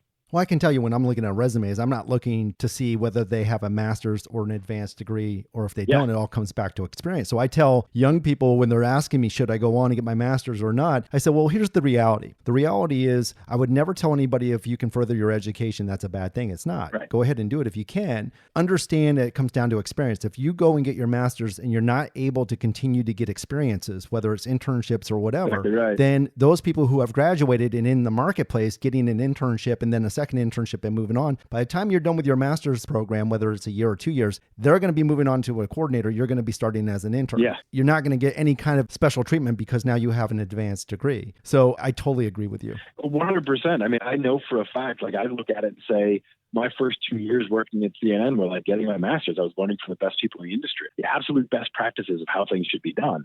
That set me up for success. I had that on my resume forever, and I didn't have to pay for it. They paid me. So again, I'm with you. I would never tell anybody not to further their education. I think education is super important, but I love experience. Now, in preparation for this, I was doing a little research on you, and I heard you recently say on your podcast, the 3 skills that everybody should learn are Excel, Google Analytics, and Photoshop. Can you take a moment and explain why you believe that those skills are essential? Yeah, so I get asked a lot about what skills should I learn, what things should I do, how can I stand out? And so I wanted to kind of articulate a little bit in a way that I thought might surprise people a little bit. You think of sports in a different frame a lot of times than most other businesses, but sports is just another huge business.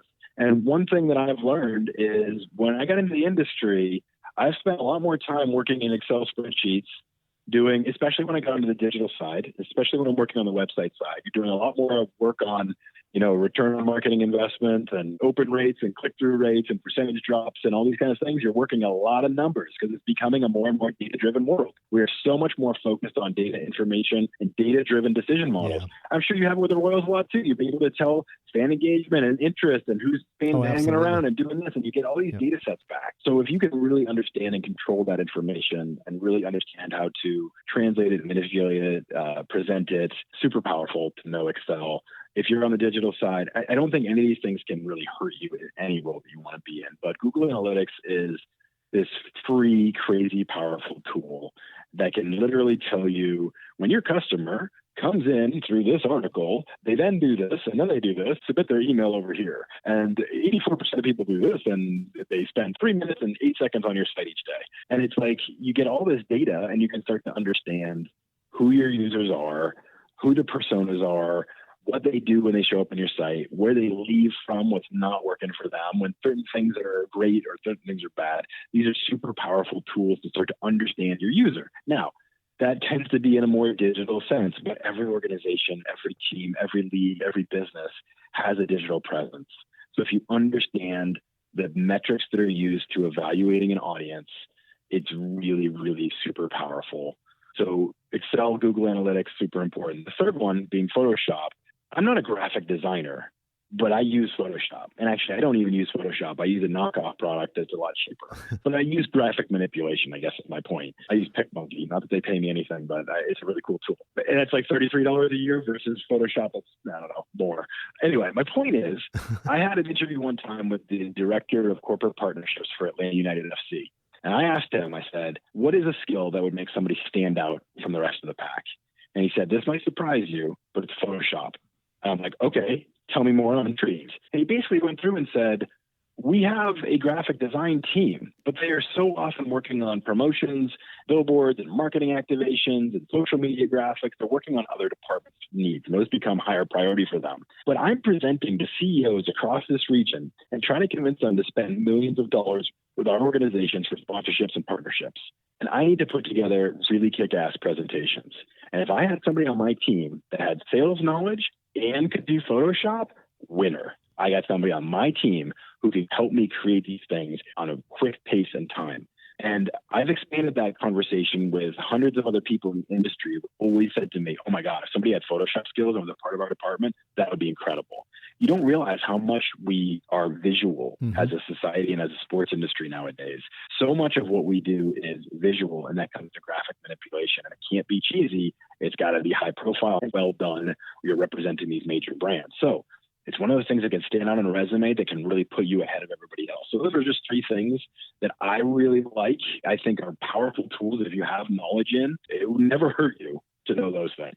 Well, if your goal was to surprise somebody with those, Yeah. You did when I heard it. I appreciate you explaining all of that. So what resources in the marketplace would you recommend right now to job seekers? Well, I mean, obviously work in sports. We've been around since 1999. It's crazy as in February of last year, we hit our high water mark of 27,000 jobs on our job board actively. Wow. And then That's by fantastic. April or May, it was down to like 7 or 8, it just like plummeted. And we all expected, we all knew it was coming after our world the way it was. Yeah. But we've rebounded. We're back up around 17 or 18,000 now. And that will get even higher in the spring as we get closer to somewhat back to normal, which is really cool. And I'm not just saying this because I work at the organization, obviously, but we have all kinds of free tools.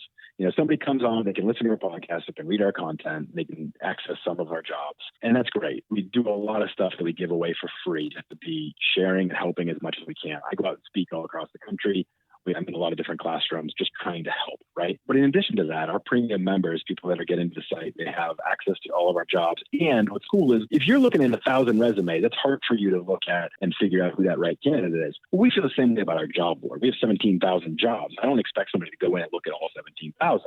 So what we do is we take your resume when you're a premium member, we take your resume and we match it against the jobs that are in our database and give you back matches and say, these are ones you should really start to consider. Now, once you get in our system, that happens in real time. So if somebody posts a job, you will get notified that you're a good match for it. And time is of the essence, right? Yeah. So when you're a premium member, we start to alert you faster and differently based on not just a job alert that's like every job that's new, based really deeply on your resume. Now, the cool thing with that too, when an employer posts a job on our site, the exact opposite happens. They post their job and it goes through our system of resumes, pulls out the best matches and tells them, these are the 100 people that are really well suited for this job. Here's how to get in touch with them today. And so we're trying to be like the matchmaker for the sports industry as well. So there's a lot of powerful tools that come out from being a premium member at our job board, which I know sounds strange to a lot of people. A lot of people are like, well, why should I pay for access to a job board? But I kind of explain it to you like this. There's two basic business models in the job board world. Either the employer pays, all these different teams pay a job board, and that's how the job board makes their money, or you go out and say, we're going to charge a membership and we're going to charge the people, the job seekers. Well, what happens differently in those two business models? If the employer is the only one paying, well, that means that job board will only have the jobs of the employers going to pay. So they might have 1,000 jobs in their job board. Yep. For us, it was important to have all the jobs in the industry. So we have 17,000 jobs. And that's the difference. It's opportunity. We have more jobs on our job board because of the way we've built this business model. And that's why we throw in a lot of these other tools with it to make the value of a membership really meaningful.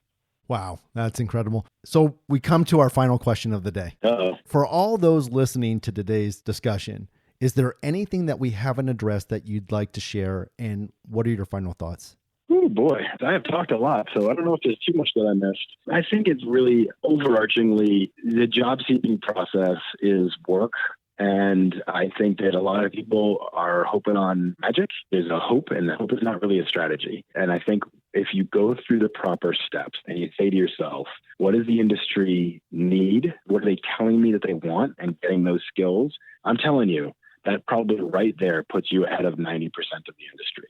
If you identify something that interests you and you start putting a plan together to gain the skills Because what have we talked about this entire conversation? It's about getting noticed and in the consideration set. And that means getting that phone interview or getting that opportunity to be in front of somebody. And the way that's going to happen is by matching up with what's in demand. There's other ways it does happen. That's not the only way, but you really increase your chances if you match the industry. And what I'd also say too, and this is going to go somewhat contrary to what I was saying earlier, but does make sense, is there used to be this belief that it's not what you know, it's who you know. The whole idea that knowing the right people is what would control your destiny. And I hate that saying. Because to me, it's the start of an excuse. To me, it's somebody saying, well, they got the job because they knew somebody, and I don't know anybody, and that's why I didn't get the job. And I think that is a cop-out. Networking is part of the process. Getting to know people is part of the process. But nobody nowadays is hiring somebody just because they know somebody. They have to have the skill set to go with it. And I'll give you a quick example on that. When I started in the sports industry, it was 1996. And that's when this was still happening. People were getting hired because they were somebody's son, somebody's nephew, somebody's whatever. We had 5 people that were in our office that were hired because they were the son of a sports media critic, or they were, the New York Yankees president's nephew, or something along that line. There were 5 people that fit that description. All five of them were gone within a year because they couldn't do the job. Wow. They couldn't do the job. Yeah. And so my point in saying that is that employers have gotten smarter. Before, they used to think, oh, well, I have to hire this person because they're connected and they know this person. Now they're like, that doesn't matter. That doesn't matter. I'm hiring them because they can do the job. And so knowing people is important, like we've talked about during this conversation, but don't rely on that and don't think that that's the only thing that matters. It's a combination of all the things. That's why we talked about at the very beginning. The 4 pillars, all 4 of them. You need all 4 of them. Any one of them you don't have, the roof can start to fall down. But all 4 of them, when you have them, you have a pretty good setup for success. Brian, I really appreciate you taking the time today to share your expertise with our listeners. I know that this information will help inspire career seekers to think differently as they tackle the sports industry's job market. Thank you so much. My pleasure, Don. Thank you for having me. Wow. Brian's advice is spot on. Sure, we had a difference of opinion regarding resumes, but that's what made this episode so insightful. The content and the tactics shared is exactly the type of information I wish I had when I was going through the process. Ultimately, you must determine for yourself what tactics work best for you. Remember, you are the CEO of your brand, and the decisions you make need to reflect your brand correctly. Now, we covered a lot of information in today's conversation. Here are some of my takeaways. When I asked Brian about the first step anyone should take before starting the job search, he talked about the 4 major pillars to getting hired in any industry. First, you must have the right experience and the right skill set for the job you want. Second, have a network that you're growing and cultivating. Third, you need to have a resume, cover letter, and a personal brand that is on point. And fourth, you need to be able to handle the interview process. If you have all 4 pillars mastered, you're really in a good position. Now, when it comes to identifying the jobs you should apply for, I loved what Brian said. He said when looking at a job description that lists 10 skills, if you have 6 of them, it's worth applying for. You don't have to have all 10. That's an employer's wish list. It's their dream scenario. Go for it. As we talked about resumes and applying for jobs online, Brian made a really good point. The chances are your resume is going to go through an applicant tracking system. The first thing a computer system does is it strips out all of your formatting. So if your resume has columns, just realize that the computer system reads from left to right, and it's going to jumble your sentences and bullets and information based on left to right and not up and down. Therefore, it's so important to make a generic version of your resume that is stripped down and formatted in a basic left to right manner. Another point that Brian made regarding resumes, which I am in total agreement with, when it comes to objective or mission statements, it's a complete waste of space for 2 reasons. First, most people have no idea how to write them. And second, providing an employer with what you're looking for or what's going to make you happy doesn't speak to the employer's wants and needs. Those things are assumed because you're already applying for the job. So do away with the objective or mission statements and focus on what's most important: experience. When we talked about cover letters, Brian provided some valuable insights. He said 87% of recruiters read cover letters. More importantly, 84% of those reading the cover letter spend less than 1 minute doing so. So what did Brian say? Your first sentence has to be something of interest that will grab the hiring manager's attention. It has to be something that's storytelling and gives more insight into who you are. Because remember, the resume sells your hard skills. Your cover letter is an opportunity to showcase your soft skills. So when I asked Brian about the most effective strategy somebody can implement to build their network, I loved what he said. He said networking is relationship building. It is not accumulating connections. It's not just clicking connect and thinking you've completed the task. Put the work and effort into it and build relationships over time. It's a process. And finally, I really loved what Brian said in his final thoughts. He said that the job-seeking process is work, that a lot of people rely too much on hope, and that hope really isn't a strategy. But if you go through the proper steps, identify what interests you, and find out what do those companies within that industry need, and what are they telling you that they want. If you do that, and you start putting together a plan to gain those skills, that strategy will put you ahead of 90% of your competition. I could go on, but those were just a few highlights from our discussion that resonated with me. As always, I hope you found the information we covered beneficial. I want to thank Brian for being on the podcast and for sharing his thoughts and best practices with all of us. Well, that wraps up this episode of The Rundown. As always, I encourage you to reach out to me and share your thoughts and or questions and send them to therundown@castanegroup.com.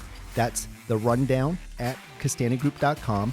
Also, I would really appreciate it if you would subscribe and share this podcast and follow us on LinkedIn and Instagram. And until the next time, I'm Don Costante.